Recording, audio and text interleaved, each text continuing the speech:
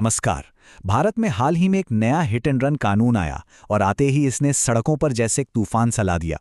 अब देखिए, एक तरफ तो सरकार का कहना है कि ये कानून सड़क सुरक्षा के लिए बेहद जरूरी है, तो दूसरी तरफ सवाल ये उठता है कि हजारों ट्रक ड्राइवर्स आखिर हड़ताल पर क्यों चले गए। आज हम इसी टकराव की पूरी कहानी को समझने की कोशिश करेंगे। देखिए, इस नए कानून को अगर सच में समझना है ना, तो हमें संसद के गलियारों से थोड़ा बाहर निकलना होगा, क्योंकि इसकी जो असली कहानी है वो शुरू होती है भारत की सड़कों से। वो सड़कें जहाँ हर रोज न जाने कितने हादसे होते हैं। और यहाँ के जो आंकड़े हैं वो सच में चौंकाने वाले हैं। अब जरा सोचिए, नेशनल क्राइम रिकॉर्ड्स ब्यूरो यानी एनसीआरबी के डेटा के मुताबिक सिर्फ एक साल में 2022 में भारत में हिट एंड रन की 47,806 घटनाएं रिपोर्ट हुई। और इन घटनाओं में अपनी जान गंवाने वालों की संख्या थी 50,815। ये सिर्फ कोई नंबर नहीं है दोस्तों, ये वो हजारों परिवार हैं जिन्होंने इस त्रासदी को झेला है। और अगर हम इसे दुनिया के पर्सपेक्टिव से देखें तो ये समस्या और भी गंभीर नजर आती है। जरा सोचिए, पूरी दुनिया की गाड़ियों में से भारत में सिर्फ 1% गाड़ियां हैं, सिर्फ 1%। लेकिन सड़क हादसों में होने वाली मौतों में हमारा हिस्सा है पूरे 10%। मतलब गाड़ियां 1% और मौतें 10%। यही वो आंकड़ा है जो बताता है कि एक सख्त कानून की जरूरत आखिर महसूस क्यों की गई। तो चलिए, आज हम इस पूरे मुद्दे को परत दर परत समझने की कोशिश करते हैं। हम बात करेंगे कि हमारी सड़कों पर संकट असल में कितना बड़ा है, फिर देखेंगे कि पुराना कानूनी ढांचा क्यों नाकाफी है। इसके बाद नए कानून की बारीकियों को समझेंगे, ये भी जानेंगे कि ड्राइवर्स ने इसका विरोध क्यों किया, और आखिर में एक नज़र डालेंगे कि आगे का रास्ता क्या हो सकता है। तो चलिए शुरुआत करते हैं पुराने कानूनी ढांचे से। ये समझना बहुत जरूरी है कि जो कानून पहले से मौजूद था वो आखिर इस बड़े संकट से निपटने में नाकाम क्यों हो रहा था। देखिए, पहले हिट एंड रन के मामले मुख्य तौर पर दो कानूनों के तहत देखे जाते थे। एक था मोटर व्हीकल्स एक्ट, जो कहता था कि भाई ड्राइवर को रुककर पीड़ित की मदद करनी चाहिए, ठीक है। और दूसरा था आईपीसी। अब आईपीसी की धारा 279 के तहत लापरवाही से गाड़ी चलाने पर सजा जानते हैं कितनी थी? सिर्फ 6 महीना तक। और अगर किसी की मौत भी हो जाए तो धारा 304 ए के तहत ज्यादा से ज्यादा सजा थी सिर्फ 2 साल, बस 2 साल। और बस यही वो पॉइंट था जिसने बदलाव की नींव रखी। आप सोचिए, एक तरफ हजारों मौतें हो रही हैं और दूसरी तरफ कानून इतना नर्म। जाहिर है सरकार को लगा कि अब ड्राइवरों को और ज्यादा जवाबदेह ठहराने के लिए सख्त नियमों की जरूरत है। और इसी जरूरत के चलते सामने आया भारतीय न्याय संहिता यानी बीएनएस। तो चलिए अब जरा इस नए कानून को और इसकी उस धारा को समझते हैं जो इस पूरे विवाद की जड़ है। तो ये जो भारतीय न्याय संहिता यानी बीएनएस है, ये कोई छोटा मोटा बदलाव नहीं है, ये समझना होगा। ये 358 धाराओं वाला एक पूरा का पूरा नया कानूनी कोड है। इसे दिसंबर 2023 में लाया गया था, जो अंग्रेजों के जमाने का इंडियन पीनल कोड यानी आईपीसी था, उसे पूरी तरह से बदलने के लिए। मतलब ये एक कंप्लीटली न्यू फ्रेमवर्क है। अच्छा, अब इसकी सबसे जरूरी धारा, धारा 106 को समझते हैं। ये 2 हिस्सों में बंटी है और सब कुछ इस बात पर निर्भर करता है कि ड्राइवर करता क्या है। पहला हिस्सा है सेक्शन 106(1). ये कहता है कि अगर कोई ड्राइवर एक्सीडेंट के बाद पुलिस या मजिस्ट्रेट को इसकी सूचना देता है तो उसे 5 साल तक की सजा और जुर्माना हो सकता है, और ये प्रावधान अभी लागू है। अब आता है दूसरा और सबसे ज्यादा विवादित हिस्सा, सेक्शन 106(2). ये कहता है कि अगर ड्राइवर मौके से भाग जाता है और कोई सूचना नहीं देता तो सजा सीधी 10 साल तक की कैद और जुर्माना हो सकती है। और हां, फिलहाल इसी हिस्से पर रोक लगाई गई है। अब सरकार के नजरिए से देखें तो इस कानून का मकसद बिल्कुल साफ है। पहला, ड्राइवरों की जवाबदेही बढ़ाना। दूसरा, उन्हें भागने के बजाय रिपोर्ट करने के लिए एक तरह से इंसेंटिवाइज करना। मतलब सोच ये है कि अगर ड्राइवर को पता होगा कि भागने पर सजा सीधी डबल हो जाएगी तो शायद वो रुकेगा, मदद करेगा, और हो सकता है कि इससे किसी की जान बच जाए। तो यहाँ पर एक बहुत बड़ा सवाल खड़ा होता है।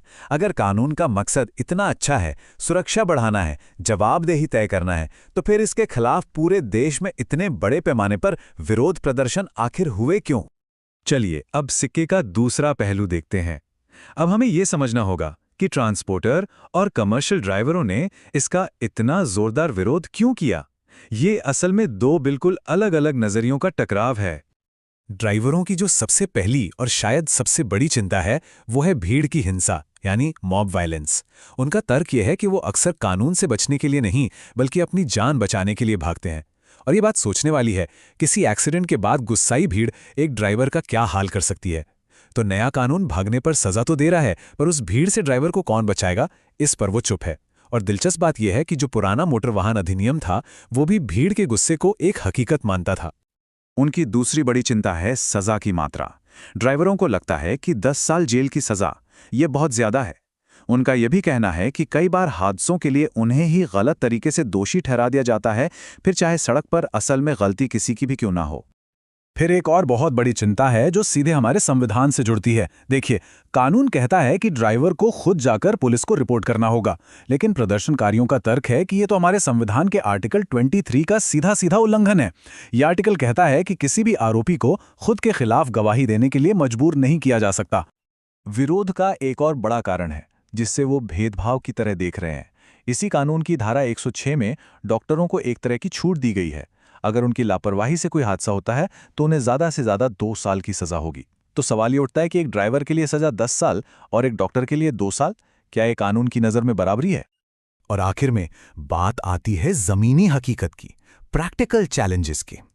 ड्राइवरों का कहना है कि ये कानून उनकी असल मुश्किलों को नज़रअंदाज करता है, जैसे कि घंटों तक लगातार गाड़ी चलाना, खराब सड़कें या फिर घना कोहरा। ये सब वो चीज़ें हैं जो अक्सर उनके कंट्रोल में नहीं होती, पर जब कोई हादसा होता है तो जिम्मेदार उन्हीं को ठहराया जाता है। तो इन सभी चिंताओं और विरोधों के बीच सवाल ये है कि आगे का रास्ता क्या है। अब हम जरा ये देखते हैं कि कानून की अभी की स्थिति क्या है और इस खाई को पाटने के लिए क्या-क्या समाधान सुझाए जा रहे हैं। तो देखिए, इन देशव्यापी विरोध प्रदर्शनों के बाद सरकार ने एक कदम पीछे लिया है। सरकार ने यह आश्वासन दिया है कि धारा 106(2) मतलब कि भागने पर 10 साल की सजा वाला जो प्रावधान है, उसे तब तक लागू नहीं किया जाएगा जब तक सभी स्टेक होल्डर्स के बीच एक आम सहमति नहीं बन जाती। तो फिर आगे का रास्ता क्या है? देखिए, एक्सपर्ट्स का मानना है कि एक बैलेंस्ड कानून बनाने के लिए कई कदम उठाने होंगे। सबसे पहला और जरूरी है ड्राइवरों और ट्रांसपोर्ट एसोसिएशन से ठीक से बात करना। दूसरा, रिपोर्टिंग के लिए एकदम साफ सुथरे नियम बनाना। तीसरा, भीड़ की हिंसा से ड्राइवर्स की सुरक्षा का पक्का इंतजाम करना।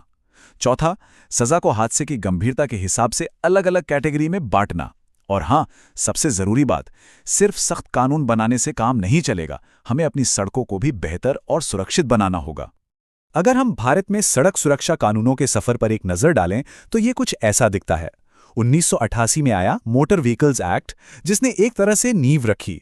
फिर 2019 में इसमें एक बड़ा संशोधन हुआ और ट्रैफिक नियमों को तोड़ने पर सजा बहुत सख्त कर दी गई। 2020 में आए गुड समैरिटन रूल्स, ताकि जो लोग हादसे में मदद करें उन्हें कोई परेशान ना करे। फिर 2023 में आई भारतीय न्याय संहिता और इसकी विवादास्पद धारा 106, और अब 2024 में बड़े विरोध के बाद धारा 106(2) को होल्ड पर रख दिया गया है। तो आखिर में एक ही बड़ा सवाल हमारे सामने खड़ा है। कोई भी देश सड़क सुरक्षा और जवाबदेही की जो जरूरी मांग है और पहियों के पीछे बैठे उन लोगों के असल डर और मुश्किलों के बीच एक सही संतुलन कैसे बना सकता है? ये वो लोग हैं जो हमारी अर्थव्यवस्था का पहिया चलाते हैं। ये वाकई एक बहुत मुश्किल सवाल है और इसका जवाब हम सबको, यानी समाज और सरकार को मिलकर ही ढूंढना होगा। अगर आपको ये वीडियो यूजफुल लगी हो तो target with Amit YouTube channel को सब्सक्राइब जरूर करें। ऐसी ही इजी और डिटेल्ड वीडियोस के लिए बेल आइकन दबाना